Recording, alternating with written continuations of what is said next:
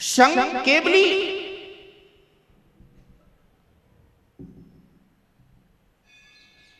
श्रुत जिनवाणी जिनेन्द्र देव की जो चार अनियोग रूप वाणी है वह कैसी है? तत्वोपदेश कृत सारवम, सब जीवों के लिए तत्वों का उपदेश करने वाली है, यानी सही स्वरूप बताने वाली है। वैसी चार अनियोग रूप जिनवाणी का सम्यक सिद्धांत ना करके उसमें भी भेद करना।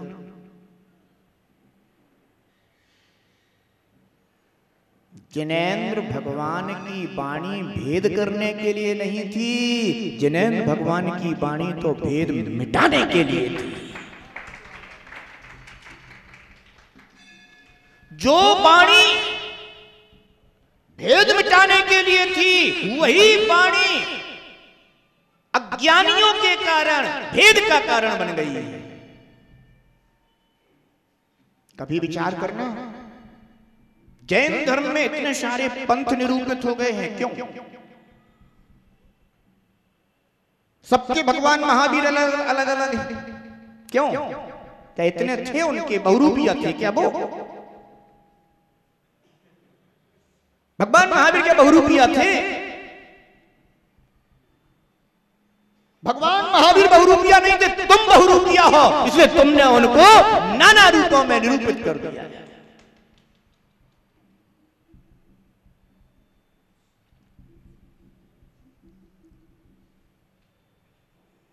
एक पंथ वह है जो केवली भगवान को नहीं मानता, प्रतिमा को नहीं मानता।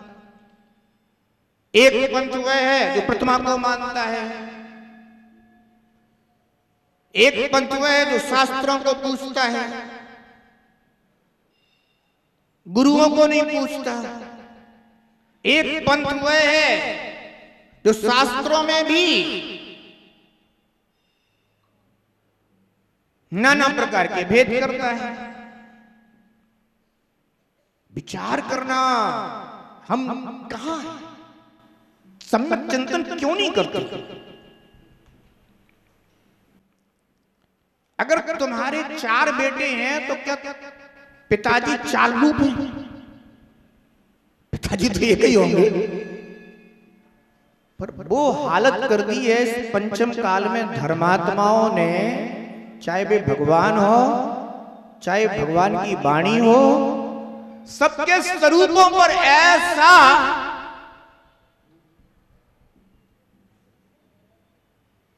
अज्ञानता के कारण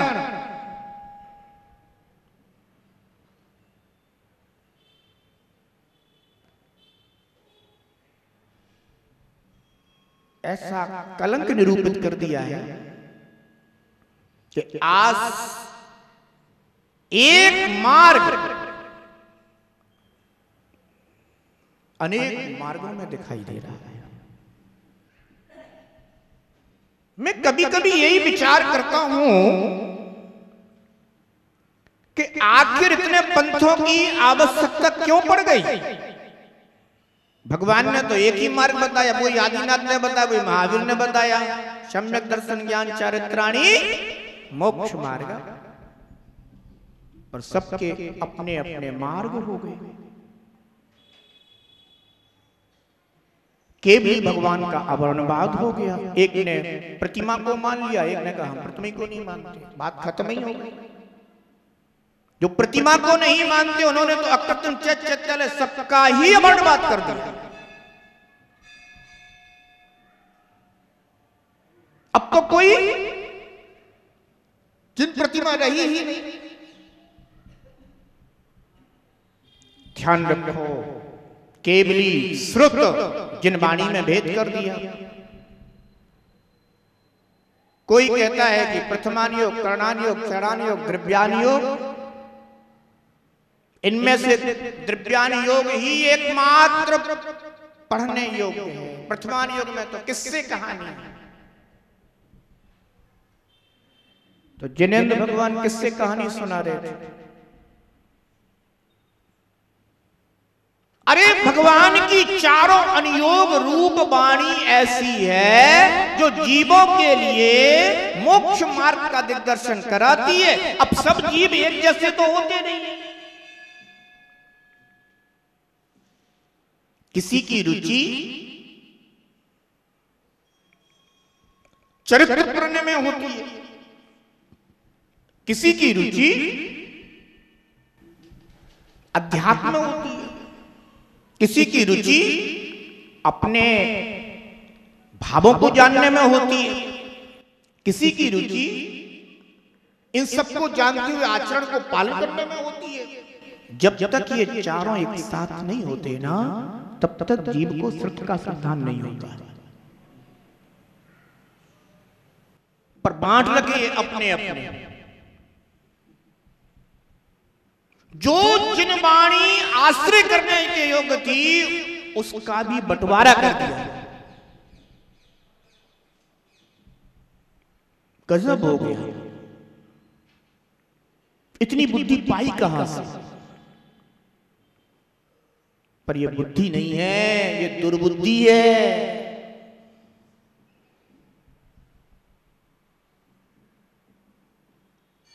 नाना प्रकार के पंथों का चलन ये जिनेंद्र भगवान के आश्रय से नहीं हुआ, अपितु अल्पज्ञानियों के निमित्त से हुए हैं। एक जैन धर्म में ही कितने मतमतांतर पैदा हो गए।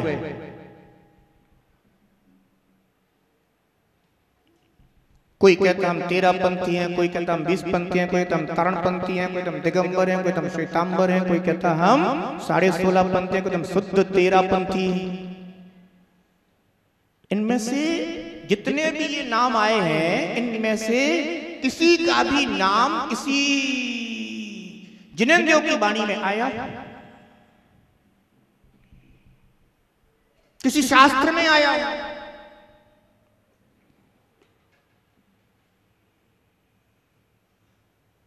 ये तीर्थंकर भगवंत के द्वारा बनाए हुए नहीं है। कहां से आए हुए? हम सब ने ही कुछ कुछ समय पहले उत्पन्न कर दिए। प्रभु ने जो मार्ग बताया सबके लिए एक था। कौन सा? सम्यक दर्शन ज्ञान चारित्राणि मोक्ष मार्ग। ये रत्नत्रय ही मार्ग था, रत्नत्रय ही मार्ग है और रत्नत्रय ही मार्ग रहेगा।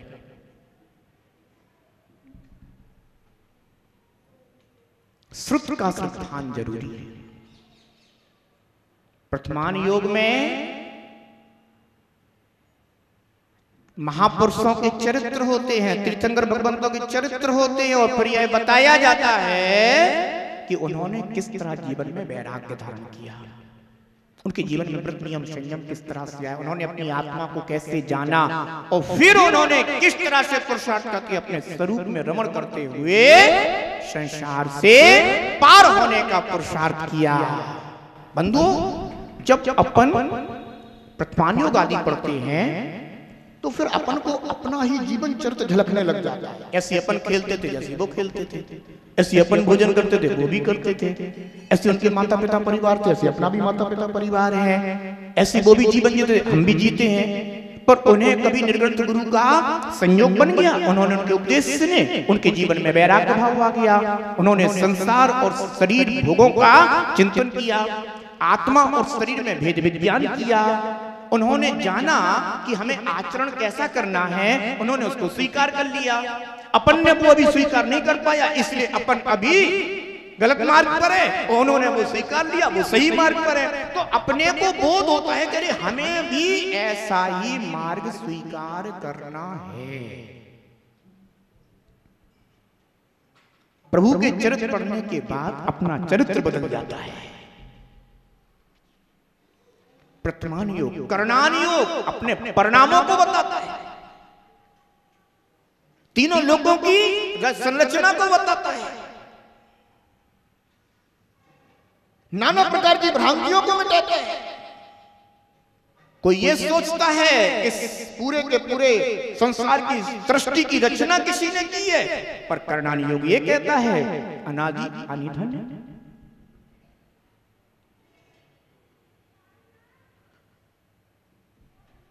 चरणानी योग तो चरित्र ही बदल देता है। श्रावक और श्रवण का कैसा चरित्र होना चाहिए, कैसी आचार संहिता होनी चाहिए, उसके अनुरूप है उसका कथन करता है। और द्रव्यान योग निज और पर द्रव्यों का स्वरूप निरूपित करता हुआ पर से विमुक्त होकर निज द्रव्य के आश्रय से मोक्ष मार्ग को प्रकट करते हुए आत्मशुद्धि का मार्ग बताता है। ध्यान रखना, केवली श्रुत संघ चतुर्थ संघ मुनि आरिका श्रावक श्राविका ये चतुर्विध संघ कहलाता है। अगर जीव के द्वारा चतुर्विध संघ की श्रद्धा ना हो, ध्यान रखना, कभी मुनि आरिका श्रावक श्राविका को दोष मत देना, अवर्णवाद मत कर देना। ये अवर्णवाद अपने ही सुख शांति के विनाश का कारण, दुर्गति का कारण होता है। इसलिए आचार्य भगवान दर्शन मोहिनी के आश्रयों के कारणों में, विख्यात के आश्रयों के कारणों में बता रहे हैं केवली स्रोत और संघ। ये चतुर्विध संघ पंचम काल में भी अगर इन नयनों से देखने को मिल रहा है तो समझ लेना कि तुमने अतीत पर्यायों में जरूर कोई शास्त्र पुण्य किया होगा, जिसके कारण, जिसके फल से आज चतुर्विध संघ का दर्शन हो रहा है। महान अतिशय पुण्य तुम साथ लेकर के आए हो, पर कभी कभी इस काल में ऐसे भी जीव उत्पन्न होते हैं, होंगे, हो रहे हैं कि जो चतुर्विध संघ की निंदा करने में भी डरते नहीं, भय नहीं लगता, आत्मा नहीं कांपती।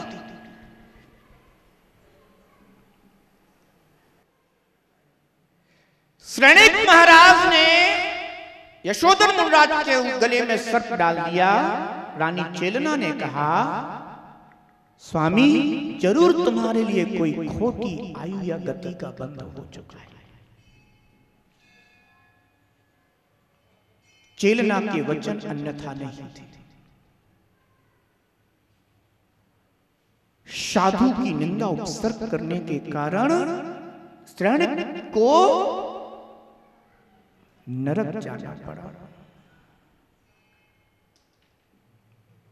इतना स्वाध्याय करते हैं, शास्त्रों का अध्ययन करते हैं, पर अहो मिथ्यात्व के कारण बुद्धि ठीक नहीं होती, चिंतन ठीक नहीं होता,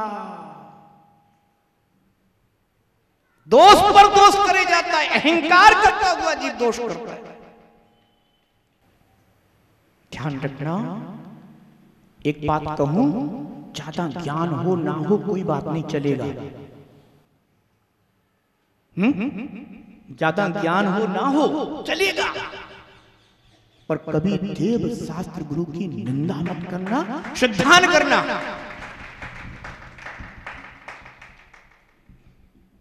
वो अपने लिए श्रद्धा नहीं है, श्रद्धान के योग्य है। मैं श्रद्धान करूंगा, मेरा श्रद्धान निर्मल रहेगा।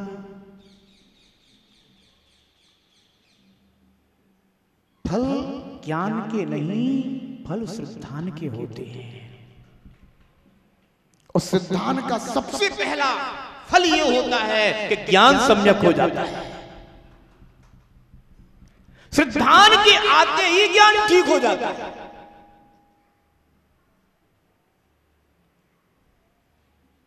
इसलिए कभी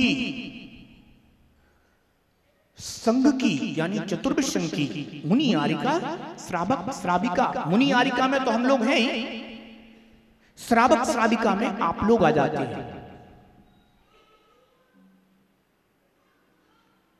और अगर कोई मुनि आरिका श्रावक श्राविका की निंदा ना करे तो बताओ घर परिवार में अशांति रहेगी कि शांति हो जाएगी? स्वयं शांति हो जाएगी। जिन्हें देव का बताया हुआ मार्ग इतना उत्कृष्ट, इतना समीचीन, यथार्थ है कि वो घर परिवार में भी शांति ला देता है और परमार्थ मार्ग को भी प्रशस्त कर देता है। इसलिए ध्यान रखना, चतुर्विशंग के दर्शन पंचम काल के अंत तक होते रहेंगे। यह जनन देव की वाणी है। पर हाँ, काल दोष के कारण धर्मात्मा जीव निरंतर घटते चले जाएंगे, पर उसकी चिंता नहीं करना। अपन को तो बस इतना विचार करना है कि पंचम काल के अंत तक धर्म रहेगा और हम उन धर्मात्माओं में अपना नाम रखेंगे, बस इतना ही पर्याप्त है।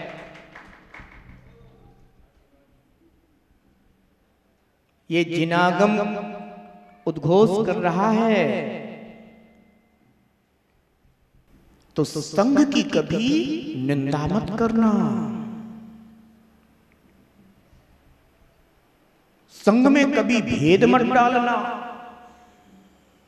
ये फलाने संघ ढिकाने संघ। हमने तो एक ही संघ सुना है, सम्यक दर्शन ज्ञान चरण रत्नत्रय संघ। जिसके पास है वह हमारे लिए परम में है, बंदनीय है।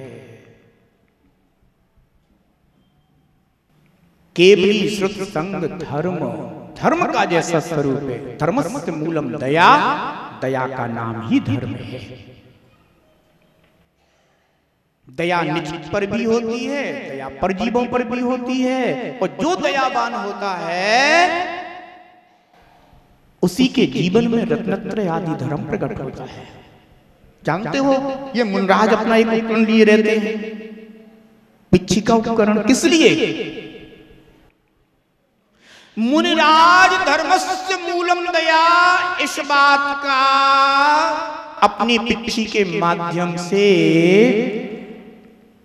उद्घोष करते रहते हैं, क्योंकि यह पिच्छी जीव दया का उपकरण है।